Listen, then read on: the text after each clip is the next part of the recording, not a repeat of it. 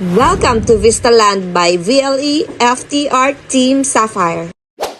Sino at ano nga ba si SMC or Sweet Memories Condotel? Ito ay isang property management company na exclusive lang para sa Team Sapphire. Our goal is to help our unit owners and investors na maging profitable and hassle-free ang condo units sa Vista Residence. You don't need to worry kasi kami na ang bahala sa operations ng unit mo. From maintenance, housekeeping, renovation, and marketing. Ang tanong, paano ka nga ba kikita sa ganitong business model just like hotels?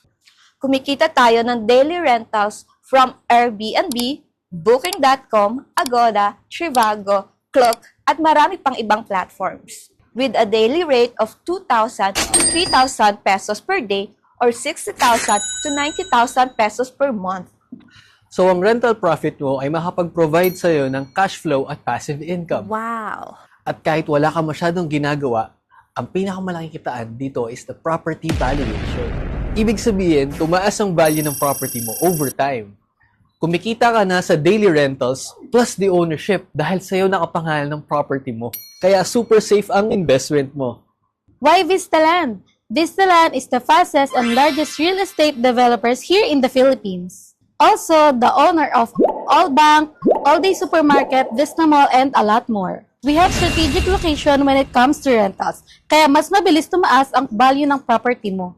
Nasa prime location ang property natin na malapit sa mga sikat na universities like De La Salle, Ateneo, UST, UP Diliman, at iba pa. Aside from that, malapit din ito sa mga entertainment like GMA7 and ABS-CBN sa Quezon City. And the best dyan, malapit din ito sa International Airport. Wow! Vistaland also offers flexible payment terms gaya ng low down payment and as low as 2% to 5% to move in. Kaya mas mabilis ang return of investment natin. Yes! Ngayon, meron tayong 2 options para makapagsimula. Number 1, pre-selling or spread down payment.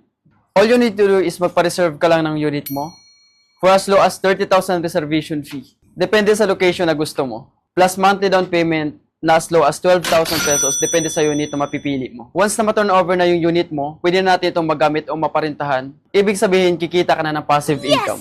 Number 2, ready for occupancy or rent to own.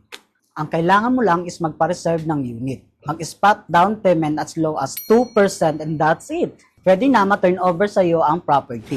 This time, hindi mo na kailangan maglabas ng pera galing sa sarili mong bulsa or sa trabaho mo. Kasi yung monthly amortization or down payment is kukunin na natin sa rental income ng property mo. Kung interested ka na